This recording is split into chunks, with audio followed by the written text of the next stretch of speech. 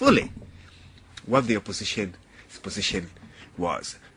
So I think really I'm not fond of that. I think really it's not a good way to state your position to a project that actually requires your intellectual input. Because at the end of the day, you may issue press statements, but the most, endurable, sort of historical tablet of what happens is Hansard. Okay.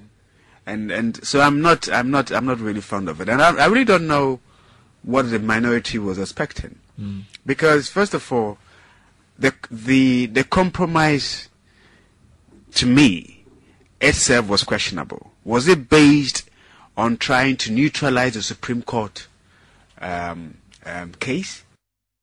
That is that, Gabi Ochredako, and what he actually thought of the transpiration yesterday in Parliament. It's your Community Watch on Focus 94.3. But let's quickly move over to a report by Joy FM in Accra on what transpired in Parliament yesterday, as they give us a picture of the happenings there. Mr. Speaker, I rise to move that this Honorable House adopt the report of the Joint Committee on Finance.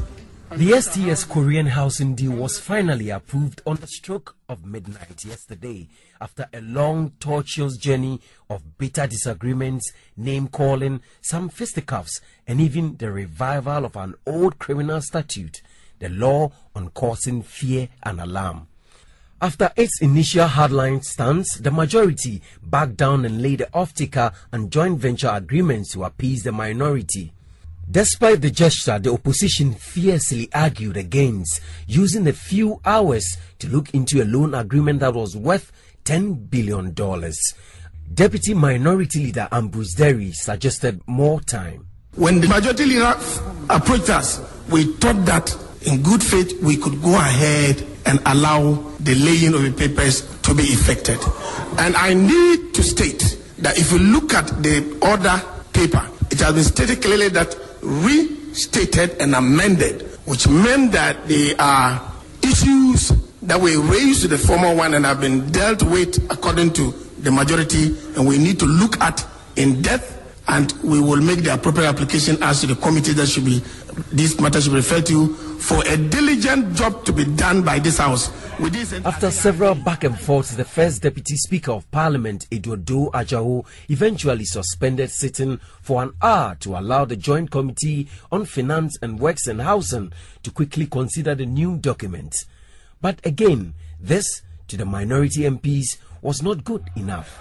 Amidst banging of their benches, they vowed not to leave the chamber. Honorable members,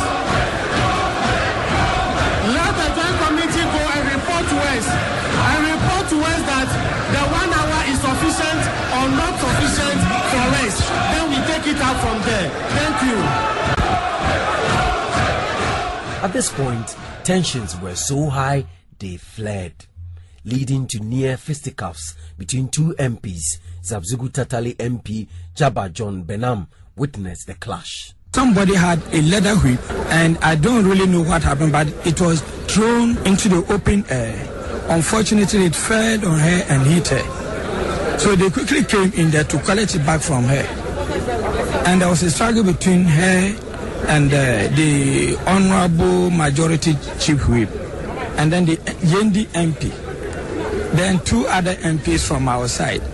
So I quickly moved in there to assist her just to get the whip to her side, because we never knew how somebody came into the house with a whip, which is not allowed. Meanwhile, the MPs did not return from that 1 hour break until after almost 4 hours. At this point, several of the MPs had drifted off into slumber. When proceedings resumed, Minority Leader Osei Mensah Bonsu announced the withdrawal of the opposition MPs from the chamber, but not until he had delivered a warning. Mr. Speaker, we in the minority are unable to further participate in these three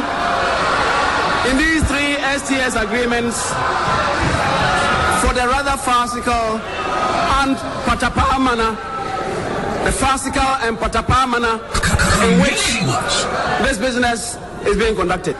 On this note, let us put the lenders and suppliers on notice that they will live to regret the consequences. But the majority leader, Cletus Avoka, took strong exception to the stance of the minority. His message was, however, delivered in the absence of the minority, except MP for Esikuma Odobem Brakwa PC Appiah-ofori, who felt it necessary to stay and ensure the right thing was done. Mr. Speaker, when my colleagues were going out, I didn't go with them because I wanted to draw attention to this. So at the end of the day, if a decision is taken, it will not be nullified one day by anybody. This one is good for the country. If anybody who says this is not good, the person is not patriot. But you should do it well so that nobody will set it aside one day.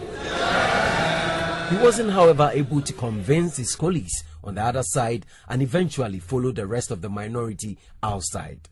With no more minority MPs to resist the deal, proceedings went smoothly without further hold-ups. There were 117 members present, including the Speaker, therefore approved the deal, convinced they had done a good job. This is a consequential resolution, so I'll put the question. As many as are in favor of the motion for the adoption of the resolution, say aye. Aye. Those against, say no. The ayes have it. The resolution is carried. An interesting backdrop to the debate, meanwhile, was the presence of vast loads of police personnel, albeit to appeal to the sensitivities of the opposition MPs. So that was how Simon Dalcon of Joy FM in Accra reported the incident yesterday night. It's still on New York Community Watch on Focus 943. 12 minutes to 8. 1400. You type F, leave a space and follow with your message. More details in a short while. Hey, watch out. Get focused. Community Watch, your community to a whole new perspective. So welcome back. Thanks for sticking with us. You're still on Community Watch on Focus 943, 7 minutes to 8. Here, the STS deal has been passed in Parliament yesterday.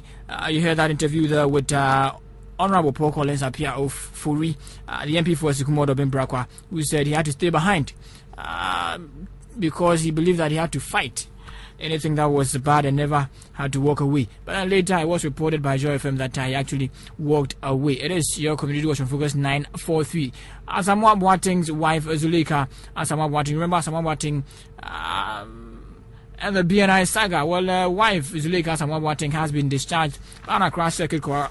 I'll go through the report here before I go over to Jones Champong to give us a full detail of a press release by the new-patriotic-party in respect of the upcoming Congress on the 7th of August 2010, that's Saturday. And Accra Circuit Court has acquitted and discharged the wife of former Information Minister Zuleika-Asamoah-Boateng. She was standing trial for obstructing the work of a security officer, and also she was also charged for insulting a security officer. The court, presided over by Justice Ajwa Kuhlman, acquitted her on 2 of the charges but found her guilty for insulting the security officer. She was, however, cautioned and told not to repeat the offense. Mrs. Asamoah-Boateng was hauled before the court after allegedly assaulting a BNI officer, Nana Kwame Osei, on June 14th last year. She was traveling to the UK with her husband and children when security men accosted them and told them the husband could not travel because he was to be tried for alleged malfeasance whilst in office. Now, the plainclothes men refused to identify themselves, leading to Mrs. Asamoah-Boateng's refusal to surrender her husband's passport to them. She says she has learnt a lot from the trial and will go about her usual business. Her husband, Mr. Asamoah-Boateng, said the ruling is victory for democracy. Let's quickly go over to Jones Champong with a copy of a press release from the chairman of the new-patriotic-party, Jake Obechebi-Lamte, and he's telling us exactly how the party has made arrangements come Saturday for the Congress. Jones, thanks for joining us again. What exactly is the content of that press release? Well, this is the press release given by Jake Obechebi-Lamte of the NPP, and it goes: ladies and gentlemen, on Saturday the 7th of August 2012, the new patriotic party, inshallah, will make history